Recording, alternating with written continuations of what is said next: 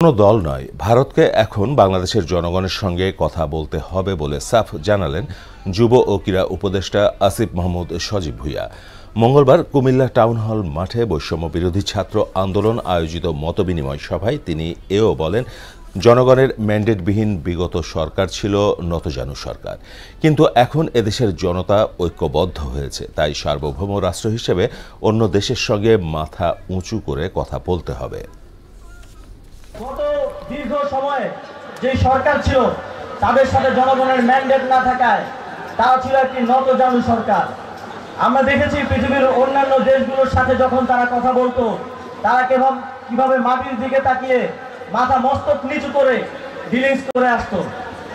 আমরা স্পষ্টভাবে বলতে চাই, এদেশের জনগণ ঐক্যবদ্ধ হয়েছে। একটি সার্বভৌম রাষ্ট্র হিসেবে অন্য আরেকটি রাষ্ট্রের সাথে আমরা চোখে চোখ রেখে মাথা উঁচু করে কথা বলতে চাই।